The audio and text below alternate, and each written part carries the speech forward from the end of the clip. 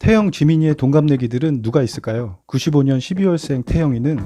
쌍꺼풀이 없는데도 큰 눈, 거기에 더해 뚜렷한 이목구비. 그냥 대충 훑어봐도 화려하고 섹시한 외모를 가진 그는 그 빼어난 외모와 달리 가끔씩 보여주는 4차원스러운 엉뚱한 매력과 주체할 수 없는 흥에서 나오는 동네 옆집 오빠 같은 털털함으로 외모의 기에 눌려 다가가지 못했던 수많은 아미들마저도 무장해제시켜버리는 마성의 소유자인 것뿐만 아니라 내시, 풍경 같은 감성적이고 서정적인 곡들을 직접 작곡하며 작곡 실력을 인정받음과 함께 특유의 달달하고 허스키한 보이스로 듣는 이로 하여금 잔잔하고 마음이 평온해지는 목소리 또한 가지고 있으며 춤이면 춤, 색소폰이면 색소폰, 노래면 노래.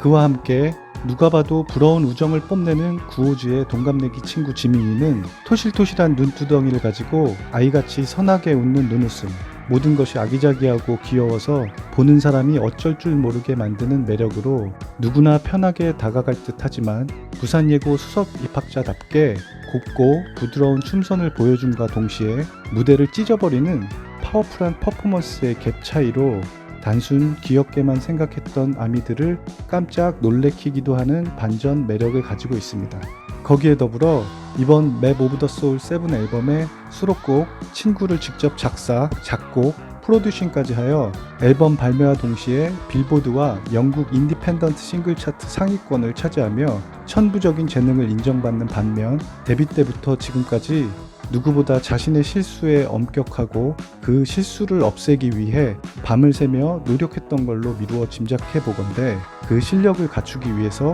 자신 스스로 얼마나 많은 노력과 정성을 쏟아부었을지 가늠할 수 없는 노력파이기도 합니다. 또한 지민이의 특유의 고음과 섹시한 보컬은 이미 BTS의 트레이드 마크이기도 하죠. 이런 엄청난 구호지의 동갑내기 인맥들은 누가 있을까요? 개인적으로 호적을 늦게 올렸나 싶을 정도로 동갑이라고는 믿기지 않는 외모의 포스트 말론은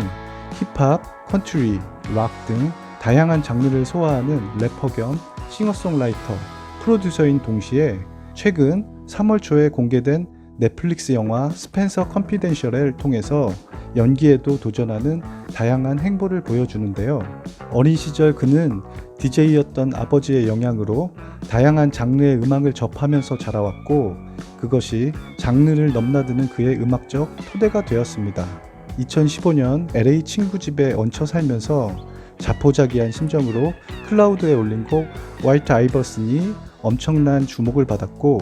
그로 인해 대형 레이블과 계약을 체결하면서부터 그의 음악 인생이 꽃을 피우게 되는데 2017년 락스타라는 곡으로 8주 연속 빌보드 핫백 1위를 차지할 때 AMA 시상식 복도에서 BTS와 지나치며 서로 어색한 인사를 주고받는 모습에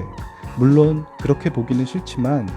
약간의 위상 차이 같은 걸 느낄 수밖에 없는 장면을 연출합니다. 2018년 비어봉스 앤 벤틀리스 앨범이 릴리즈되자마자 빌보드 200 앨범 차트 1위와 핫백 싱글 차트 10위권 3곡, 20위권 6곡 등 엄청난 활약을 하던 해 빌보드 어워즈에서 다시 만난 방탄소년단과 포스트 말론, 이번엔 먼저 인사하고 말을 걸어주는데 이 당시 포스트 말론의 인기를 감안한다면 불과 1년 만에 더욱더 커진 BTS의 인기를 느꼈던 부분이기도 합니다. 1년 뒤 뉴욕에서 열린 새해 전야제에서 다시 만나 반갑게 인사하며 대화도 나누고 지민이가 그래미 인터뷰에서 포스트 말론의 노래를 즐겨 듣는다고도 하고 카풀 노래방에서 흥겹게 포스트 말론의 서클을 부르는 등 친밀도를 높이기도 하지만 어쩌면 과거에 남준과 윤기가 아이돌과 래퍼 사이에 정체성을 의심받았던 일이 있었던 것처럼 포스트 말론 역시 여러 장르를 넘나들면서 비슷한 정체성 이슈가 떠올랐던 이력을 가지고 있기에 서로 대화하면서 통하는 부분들이 생각보다 많을지도 모르며 최근 포스트 말론의 캐나다 공연에 드레이크가 게스트로 출연해서 화제가 된 적이 있었는데 내친 김에 RM의 우상 드레이크와 협업할 수 있는 가교 역할을 해줄지도 모르겠다라는 기분 좋은 상상을 해봅니다. 한편 포스트 말론 하면 얼굴 문신을 빼놓을 수가 없는데요. 이번 온 뮤직비디오에 태영이가 한 얼굴 문신이 혹시 친근감의 표현이 아닐까라는 추측도 해보면서 친구 따라 강남도 가고 이태원도 가는데 그래미 상 타봤던 친구 따라 BTS도 그래미 함 타보자. 빠져버릴 것 같고 깊은 파란 눈을 가진 트로이 시반은 2013년 호주 EMI 레이블과 계약을 체결하기 전부터 이미 개인 유튜브와 TV쇼로 유명세를 가지고 있었던 호주 가수로서 엑스맨 울버린에서 어린 울버린의 역할을 소화해낼 실력을 갖춘 배우이기도 합니다. 특유의 여리여리하고 감성적인 그의 노래와 가사들로 2015년 빌보드 핫백 차트 23위를 비롯해 아리아나 그란데, 라우브 등 유명 아티스트들과 협업하며 싱어송라이터로서의 세계적 인정을 받는 아티스트인 그는 이번 맵 오브 더 소울 7의 10번째 트랙 라우더 댄 밤즈에 공동 작곡가로 참여하면서 서로 그토록 원했던 협업을 이뤄낸 기쁨을 본인의 트위터에 표출하기도 합니다. 사실 그는 2013년 본인의 유튜브에 게이로서 커밍아웃을 해서 화제를 낳았었는데 RM이 말한 것처럼 음악 앞에선 나이, 국적, 성별 모두 무의미하듯 이번 협업 자체가 방탄소년단과 트로이 시반 서로에게 음악적으로 플러스가 되는 행보이길 바라봅니다.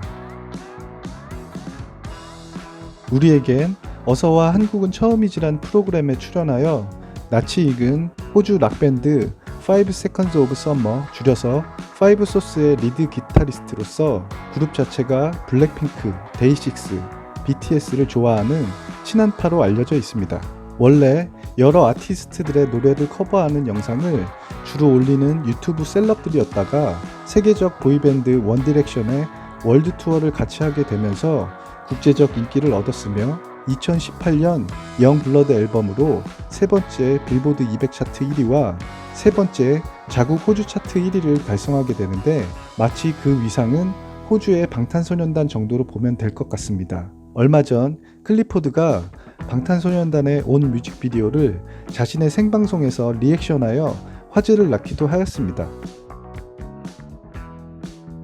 싱어송라이터 겸 모델로 활동했던 그녀는 2017년 데뷔 앨범을 내자마자 영국 차트 3위를 기록하는 기염을 토했고 그중 You Rules라는 곡으로 단숨에 미국 차트 6위,